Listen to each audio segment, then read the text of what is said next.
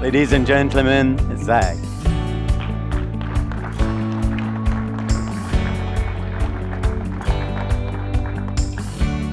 Good evening, everybody. My name is Zach Wagman, and I'm the Green Jobs Manager with Project Learning Tree Canada and the Sustainable Forestry Initiative. When Mike reached out to me a few months ago and asked me if I wanted to present tonight with all you about the Green Ride, he mentioned that the conference theme was forestry in a changing climate. And when I was thinking about how I wanted to tell this story, this idea of change kept coming back to me. And I realized that change was something that was part of the Green Ride from start to finish. And not only that, change is something that I deal with on a day-to-day basis with the Sustainable Forestry Initiative and Project Learning Tree Canada. We're at a forestry conference, so I don't need to get too deep into what SFI is and what SFI does, but our vision is a world that values and benefits from sustainably managed forests. And our mission is to advance sustainability through forest-focused collaborations. Really, we're changing the way sustainable forest management is done. But it wouldn't be possible without the countless organizations that are certified to the SFI standards. We refer to them as SFI program participants. And can I just get a show of hands in the room here? Who here works for an SFI program participant or is an SFI program participant? I know there's a few of you out there. Yeah? Can we get a round of applause for you guys? Because you guys are really changing the way sustainable forest management is done. And you should feel good about it. I am an employee of SFI, but a lot of my time is spent with Project Learning Tree Canada. For some context here, Project Learning Tree has existed in the United States for about 40 years as an environmental education platform. They're all about teaching kids how to think, not what to think, and they have a number of curriculum guides all the way from pre-kindergarten to grade 8. And Project Learning Tree used to exist under the American Forest Foundation. In 2017, they migrated over to SFI, and later that year, we wanted to have a Canadian presence to better represent our provinces and territories, so we created PLT Canada. I mentioned that SFI is changing the way sustainable forest management is done. PLT and PLT Canada are also affecting change, but for another issue. We're trying to change the way forestry is perceived and understood. And that's not just changing the narrative away from cutting trees is bad, but it's also raising the awareness to young people about how much employment opportunity exists in this sector. Really what we're trying to change is this. These are a few articles that I pulled off Google pretty easily, just searching forestry Canada labor shortage. And I'm sure it's an issue that a lot of you in this room can relate to, where you have an older workforce that's retiring out, but you can't fill those positions with younger talent.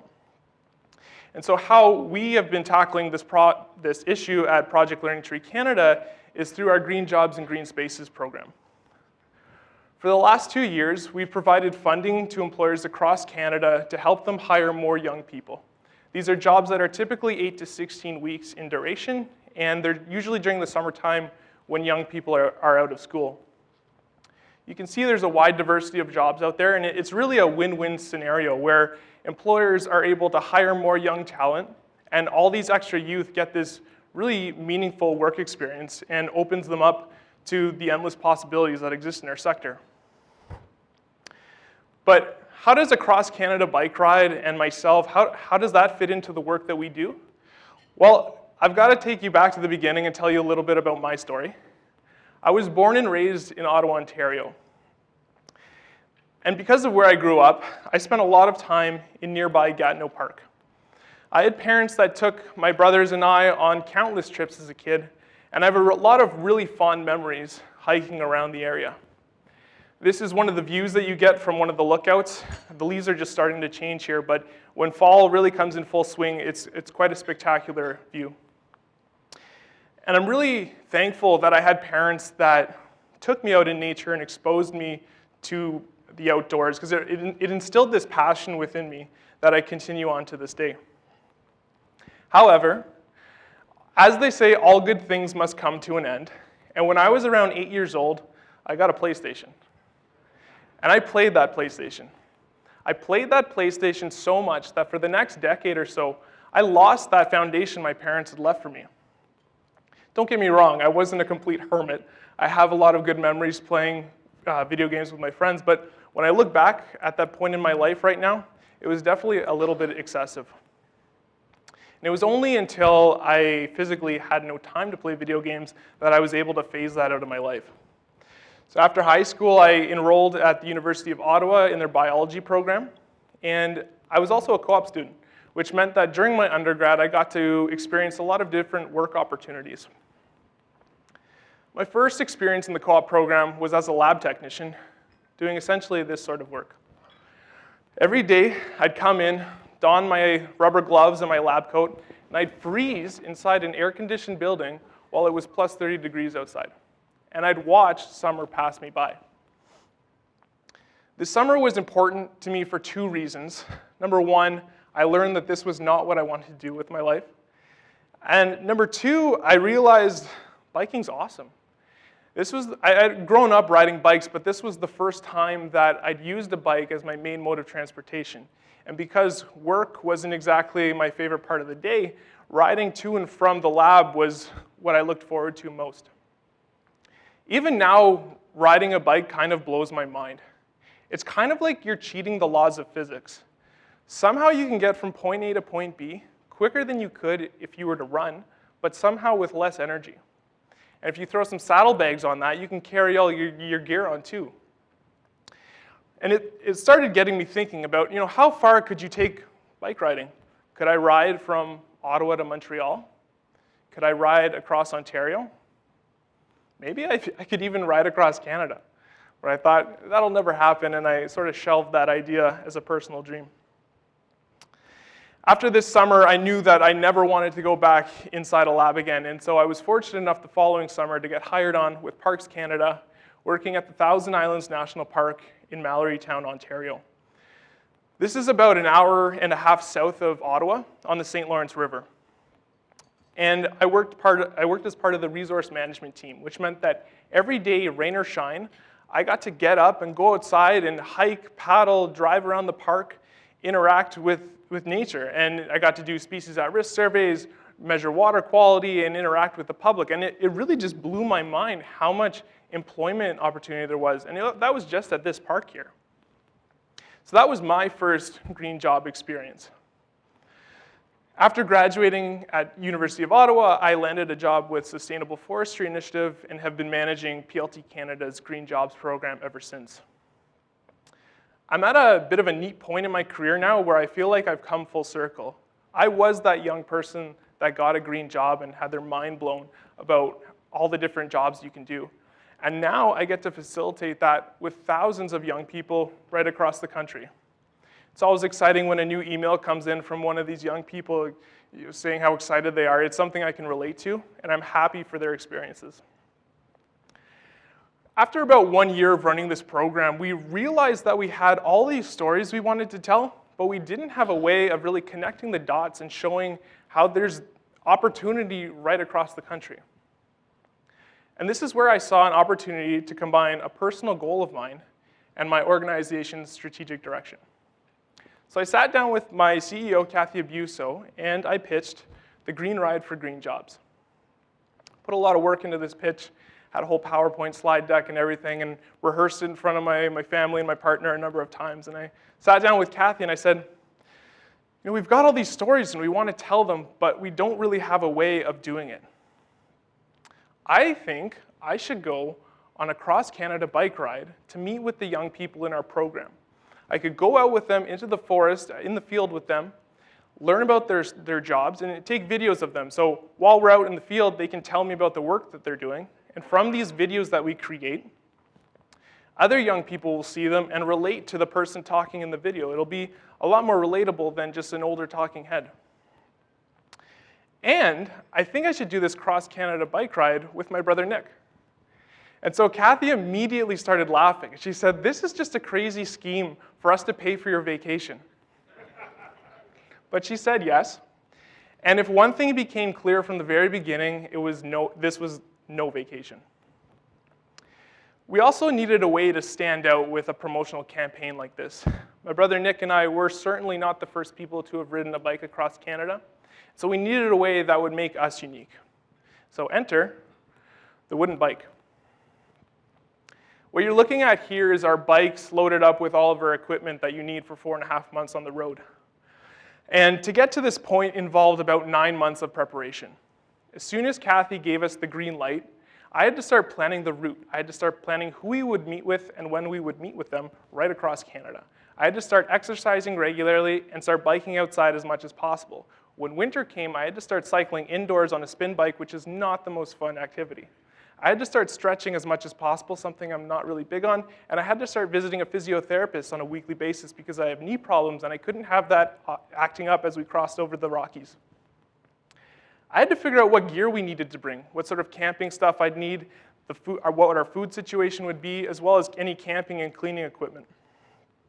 I also had to figure out how to bring my laptop and any recording equipment because my brother and I, we were just on our own. And I had to take photography and videography lessons to ensure the content that we were taking was actually usable. All this and not really knowing if these bikes could handle the weight. So these bikes are made by a company in Montreal called Piccolo Velo. They're one of our newest SFI program participants. So all future bikes made by Piccolo Velo are made with SFI certified wood. And early on in the project, I found the owner's number online and I called him up and I said, this is what we want to do. We want to go on a cross-Canada bike ride. Do you think your bikes can handle it? And he paused for a moment, thought, and he said, probably. And probably is not the best word to base an entire national campaign on. It's sketchy at best. But as you can see, the bike's here tonight, and so they made the trip without a problem. There was one more thing I had to get used to, and that was biking with clipless pedals. For any of you who are not in the cycling community, and don't worry, I was not in that community before this trip, clipless pedals is a little bit of a misnomer in that your feet are actually physically clipped into the pedal. The reason for this is so that instead of just getting power on the downward stroke, you can also pull up. You get about 30% more power that way, and we'd need every bit of efficiency. But when you're riding with clipless pedals, there's a very important step you need to remember when you come to a complete stop.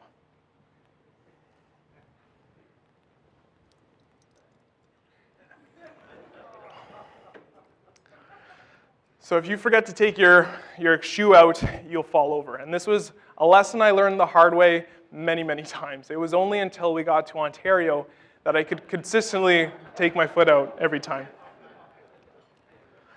But despite all the preparation, we arrived to the big day on May 13th, 2019. You can see we're naively smiling here because we had no idea what we were about to get ourselves into. We took our obligatory Touch the Pacific Ocean picture. Nick was a little more adventurous than I, actually getting his feet wet, and we headed on the road. I mentioned that change was something that was persistent in this green ride, and the one thing that had to change from the very beginning was my diet. And let me tell you, this was awesome. I was able to eat as much junk food as I wanted and somehow still lose weight. On the flip side, when I finished this ride, I didn't change my diet, and I quickly made up that lost weight really quickly. My personal favorite were these bags of Cheesies. Now when I see them in the store, I'll pick them up, and when I read that there's 600 calories per bag, basically a Big Mac, I'll sigh and put it back and remember the glory days of last summer. Another thing that had to change early on was our mentality. And what I mean here is changing how you see problems and looking at them as challenges. I only had my brother with me on this trip, and so we couldn't sweat the small stuff. Here we're changing our flat tires, something we'd become very good at by the end of this. And we literally had to take it one day at a time. I remember early on in this trip, Nick and I were thinking, what did we just get ourselves into? How are we possibly going to do this for the next 130 days? And so it was literally just taking one day at a time, and as each challenge presented itself, we'd tackle it head on. And we'd need this sort of mentality because some of our biggest hills were in the first few weeks of this ride. Does anyone remember what they were doing last Victoria Day weekend? Because I rode from Hope, British Columbia to Merritt on the Saturday, and then from Merritt to Kelowna on the Sunday. Both of these rides are over 100 kilometers long, with over 1,600 meters of elevation climb. I should also mention that before this ride, Nick and I had only ever ridden 40 kilometers in one day, and that was a pretty big day for us. Like, we were not walking after that. So we were definitely thrown in the deep end from the very beginning of this. But the laws of physics state that what goes up must come down, and I'd like to draw your attention to the last portion of Sunday's ride. We actually got to ride downhill for over 45 minutes straight. We earned it, but it was pretty amazing. But as we rode into Kelowna, I forgot that one golden rule of clipless pedals.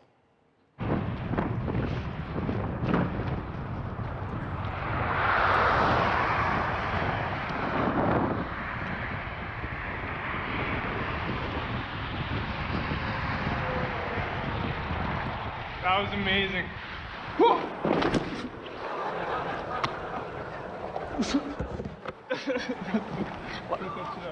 And that would not be the last time either. Yo, that's not.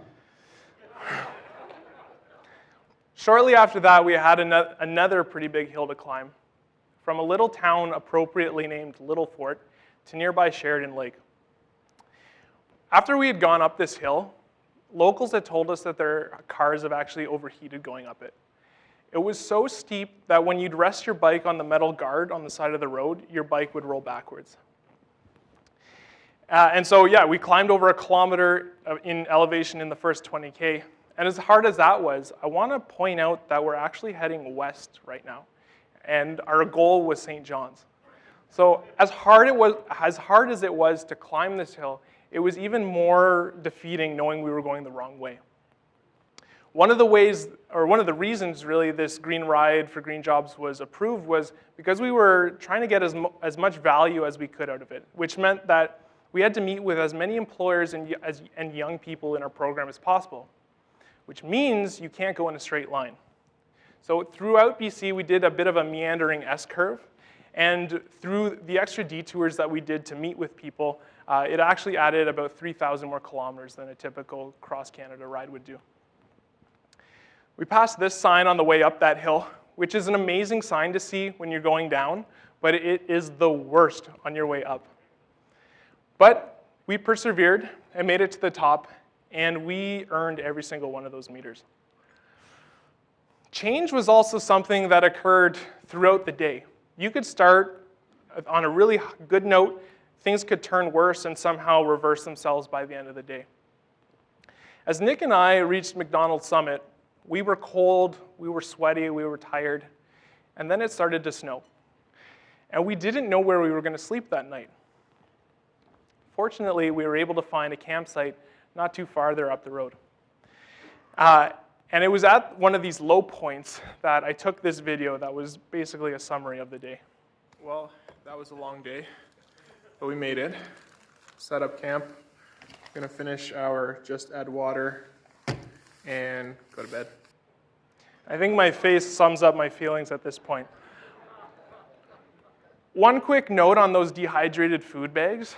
No matter how hungry you are, they're never good. Avoid them if you can. But as hard as this moment was, not even 15 minutes later, the sun came out. And it just put us in this position of realizing, you know, things can get tough, but we're so incredibly lucky to be on this once-in-a-lifetime experience, and we're biking through some amazing scenery. Another thing that kept us going on the tough days was meeting with the young people that have been employed through our program. These are some of the most passionate young people I've ever met. Around this time in the trip, we met with a young professional named Kat who took us out on a tour of a seed orchard that she was working on. Personally, this was neat for myself because you always hear about tree nurseries and tree planters taking those seedlings and planting them, but for me at least, I had never considered where all that seed comes from. And so this is some footage of our day with Kat touring the seed orchard. None of the programs appealed to my outdoor interests the way the forestry programs did. And I saw that there was more to forestry than just working in a cut block. I get to regenerate the world. It's pretty awesome. As we continued through British Columbia, we finished our S-curve and finally had our sight set in the right direction again, west, with the Rockies before us. When I took this picture, I remember feeling pretty intimidated, knowing that that was what we'd have to conquer in the next day or two. But another challenge up and another challenge down, and we made it to Alberta.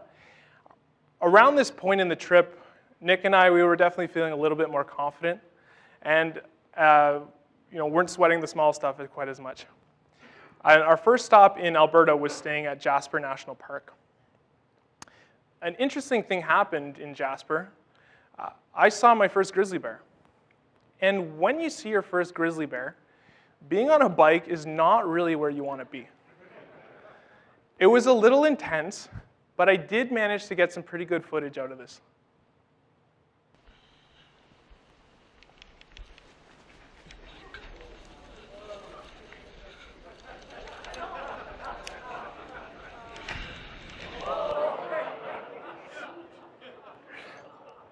So that's actually a fake video.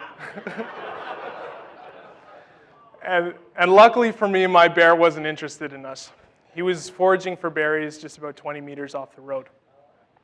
But you really come to understand where you sit in the food chain when there's a 1,000-pound animal that can eat you within 20 meters.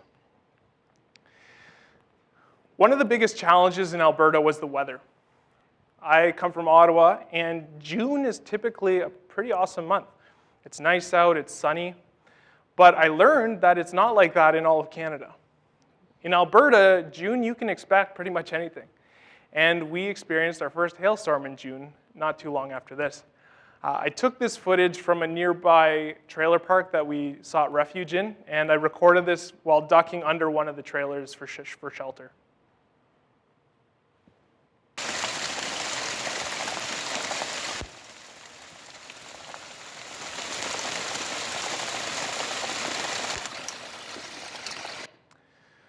And this was the aftermath. Again, I'll remind you, this was in June. As tough as it was to cycle through this, we weren't the only people working outside at this point. The following morning, we went out with a grizzly bear researcher, another young professional whose name was Adam, and he took us out and showed us the work that he was doing this summer. Adam was following grizzly bears that had been collared with GPS trackers, and when they'd leave a certain area, he'd go in and investigate the kill site. It was kind of like being on an episode of CSI Bears. And he was using this information to figure out how that would relate to human-animal interactions. And so this is some footage from that morning. I am Adam Danis, and I am a field assistant at FRI for the grizzly bear program. When I was like 11, 12, my dream was to be a fish biologist, actually, because I love being outside and learning about the ecosystem. And so I did the Quarry Life project with FRI my last semester, grade 12. And then I'm like, you know what? I could work outside and learn new stuff about nature every day as a job. So you know what? This might be a good career path. The hail seemed to follow us as we went through Alberta, and I took the next series of videos throughout one day. So today we have a little motivation to bike faster. We're headed in the direction of the blue skies ahead of us, and right now we're trying to outrun the storm that's coming up. 2 hours after this happened, I recorded this. So it turns out you can't outbike a hailstorm. Just another day in paradise. And 3 hours after this, It's about 5 degrees right now, and we rode through a pretty crazy storm, but we got where we needed to be. eventually, we made our way to Saskatchewan, and with the change in provinces came a change in weather. We had a lot nicer days to ride through Saskatchewan. It's a very flat province. I knew that going into it. We have a lot of family, so we've been a lot of times as a kid. But we were excited for Saskatchewan because we thought we would fly through the prairies. Our trip overall was from west to east. And the reason we went with that direction was when you look on the weather network and they put up the jet stream, that's the way the wind's blowing. So our thinking was, when we got to Saskatchewan, we'd be cooking, we'd be flying. So when you ride with saddlebags like that, they're basically giant sails. So it's amazing when you have a tailwind, but it really works against you when there's a headwind. For some reason, the 2 weeks that we rode through the prairies, the wind flipped. And it seemed like every local that we talked to would say, you know, this is really unusual. If you were here last week, the wind was going the other direction. It was going twice as fast. And I can't describe how defeating it is when you're on flat ground and you can barely maintain 10 kilometers an hour. It wasn't all bad in Saskatchewan. The camping was pretty spectacular. And then before long, we made our way to Manitoba, and we're in Winnipeg for Canada Day, just to give you an idea of where we are on this timeline. From Winnipeg, we headed northeast to another one of our green jobs employers, which is the Tim Hortons Children Foundation. For those of you who don't know, the Tim Hortons Children Foundation is a pretty fantastic organization. They take youth or kids from challenging circumstances, and they take them on these multi-day remote camping trips. Typically, these are experiences that these kids wouldn't have gotten otherwise. And as we toured the camp, it was really amazing to see the effect it was having on these kids. They were more outgoing, they were just excited, and not only that, it was incredible to see the impact it was having on the camp counselors themselves who got to witness this change of young kids over their trip. This is a rewarding job. I don't even know how to explain it. This is the best job I've ever had. My favorite job I've ever had. What we do here is really opening the door to like kids seeing how much the outdoors and how much the environment is so amazing. Being a nonprofit organization, funds are limited. And so when we have funding available like this, it actually means we can start looking at things that potentially aren't working the best and creating opportunities for youth to be part of our organization that wouldn't have been possible beforehand.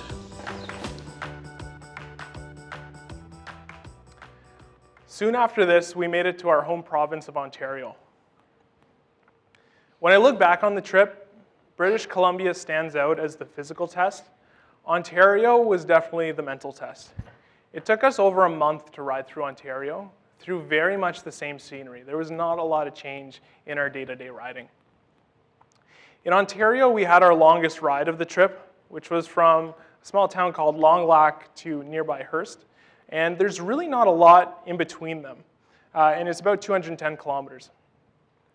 We spent the morning in Long Lac meeting with First Nations Forestry Company that took us out with their silviculture team. And so we got to learn about the different work that they were doing to ensure that the newly planted trees were allowed to grow and not become outcompeted by weeds and such. And so this is some footage from that morning. We checked the growth and the well-being of the trees around here that were planted. My favorite part of the job, honestly, is just being out every day and like getting that sense of freedom. I like to imagine that I'm like saving a tree or saving even a whole forest day by day. So we finished up filming with them and got on the road around noon. And originally this was supposed to be a 2-day ride. And we had planned on taking, camping halfway somewhere on the side of the road. Typically on our trip, we'd average around 100 kilometers per day. But in case you haven't heard, the black flies in Northern Ontario are pretty legendary. And so just because we did not want to stop and get eaten, we continued on. And we rolled into Hearst at 1 in the morning. I only took one photo from that night, and it was this one. And my vision was pretty much this. Just the light of our bikes guiding the way. And we looked pretty bad by the time we rolled into Hearst. I only told my parents we did this night ride after we had done it, so they didn't freak out. But as we continued through Ontario, we rode through some rain, but were able to keep our spirits up. And as we headed south into the Muskoka region, we met with some summer students working in the Haliburton Forest of Ontario, and we spent the day with them learning about why they chose that job for them. Came into forestry because first I really love being outdoors, and second because I think it's a good opportunity to increase the bioeconomy and replacing plastic with wood products and try and find a balance between society and economy and the environment. Before long, we were at our hometown of Ottawa.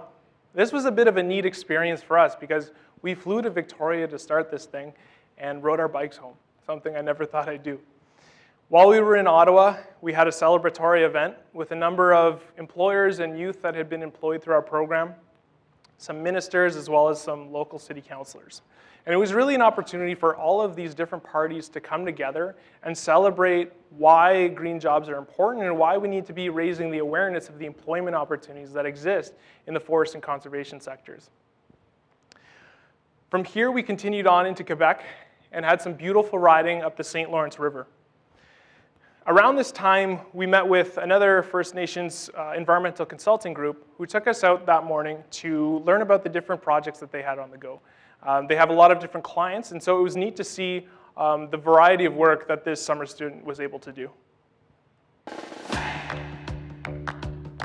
J'ai vraiment adoré ma première expérience.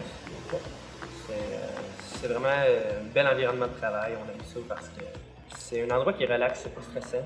Puis, on apprend énormément. C'est pas très grand, les jobs ne sont pas spécifiques. C'est assez généralisé, donc on touche à tout. On peut aider le ministère des forêts fonds des parcs sur un tel type de plantes exotiques envahissantes. On peut faire un inventaire de poissons. On peut faire de l'aménagement pour le lièvre d'Amérique. Donc vraiment, les éventails de travail sont larges. C'est ce que j'aime bien de la job ici. On touche à tout. So we're about 6,000 kilometers into this trip at this point. And when you ride a bike for 6,000 kilometers, and when you ride a bike for 6,000 kilometers with 60 pounds of gear plus a rider, something's bound to give. And at this point in the trip, my rear axle actually broke. And we were in a pretty rural part of Quebec when this happened. But it turns out I broke down in what is possibly the best place you could, which was in front of this gentleman's shop.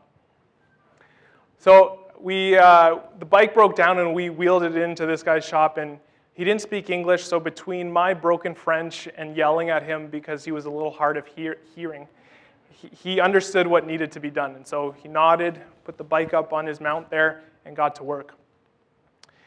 Another amazing part of the story is he had one wheel left that was the exact size that I needed.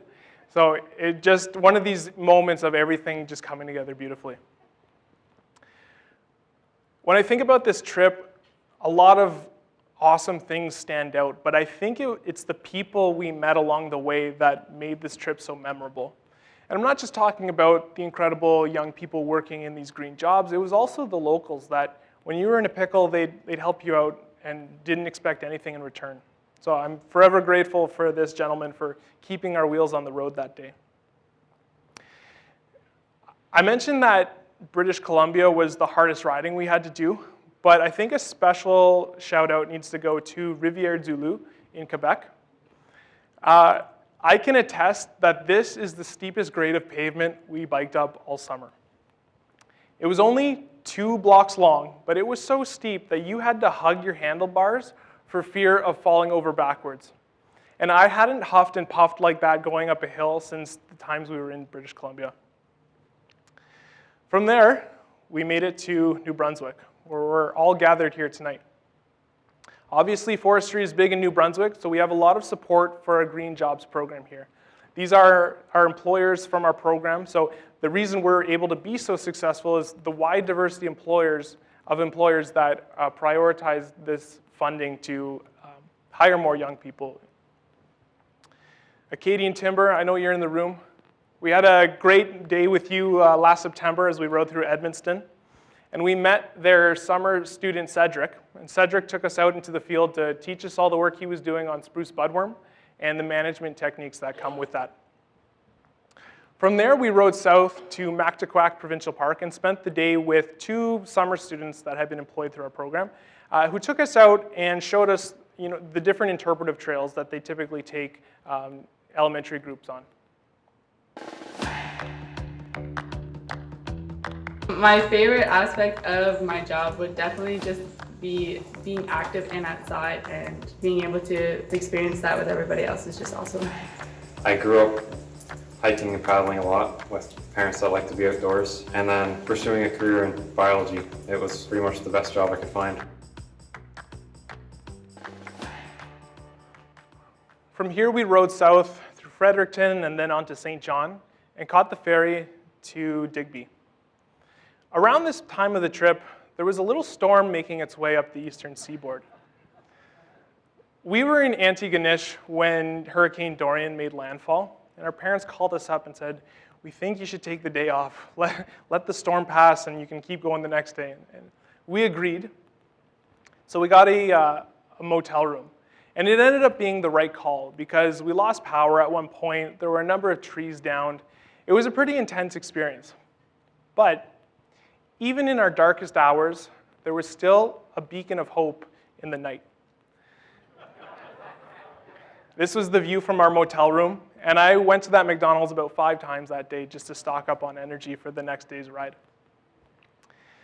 An interesting thing happened with Hurricane Dorian as well. You'll see that it's spinning in a counterclockwise direction, which meant as the northern part of the storm came through, if we had decided to bike that day, we would have been facing hurricane-force headwinds. But because we took the day off and let it pass, those headwinds turned around into hurricane-force tailwinds and pushed us from Antigonish to North Sydney, which was normally supposed to be a 2-day ride, into just 1. Just an example of working smarter, not harder, as my parents like to say. And then we caught the ferry to Port aux Basques, to Newfoundland. Newfoundland was interesting because when we got there, everybody and their dog, including that sign in the background, was telling us to watch for moose. And I don't know what happened because we didn't see a single moose through our whole ride of Newfoundland. I don't know if the hunters were just extremely efficient that year, but we didn't see a single one. If you've been to Newfoundland and have seen a moose, please come tell me about it after this. I would love to know about it. Newfoundland in late September is also not the most enjoyable time to be outside when you're exposed to the elements. It was quite rainy, quite windy, not the best time to take pictures and have your fingers exposed. For that reason, I don't really have too many pictures of our ride through Newfoundland, but I do have one of our last pack up of our camping gear. This picture is bittersweet to me. It represents the end to this amazing journey my brother and I had gone on through all this change that we had done. Change with ourselves, change in the country, and the change of all these different jobs going on. But I was really excited to sleep in my bed again. And the following day, we rode into St. John's and finished the Green Ride for Green Jobs. So here we're in Kitty Vitty Village dipping our bikes in the Atlantic Ocean. And it was really just an incredible experience. My brother and I were still talking to each other as well, which is awesome. But what did the Green Ride for Green Jobs do? Well, there's the obvious physical aspect, how many kilometers we rode, for how long, and how many days. There's also the media portion, how many interviews we did and how we increased our following. We also met with key decision makers in various levels of government. But really, the Green Ride for Green Jobs was about the young people. All these young people working in green jobs from coast to coast and telling their stories from their perspective so that other young people can see themselves in these jobs as well. Are there any takeaways? Well, I don't want to stand up in front of you and tell you what you need to do or prescribe what you need to do to find more young talent, but I do have some personal reflections from this trip. And my first one is that youth want to prove themselves, and they're hungry to do so. And you'd be surprised what can happen when you take a chance on them. I wouldn't be standing here in front of you all tonight if my organization hadn't supported me 110% on this crazy idea I came up with. And so I think you'd be surprised as well if you approach your younger employees and see what they have to say. Another reflection that I have is that youth need to see themselves in these jobs if they're ever going to work in them. And that was what we tried to address through this Green Ride for Green Jobs and the videos that we created. But if there's one thing I think you should consider, especially as we go into day 2 tomorrow of this conference on forestry and a changing climate, it's to embrace change. Personally, this is one I've struggled with in my past. I used to hate change, but I've learned to love it over time. I've really learned to love it because of what change represents. And what change represents is opportunity. And I think there's a real opportunity for forestry to be at the forefront of all these conversations of global problems that we all face. Anything from climate change to species decline to ocean plastics. I think we also need to change how we think about these forests that we're all connected to and have a tie to, because they're not just forests. They're forests of opportunity. And I think it's up to every single one of us in this room to realize that opportunity and to make the most of it as we go forward. Thank you.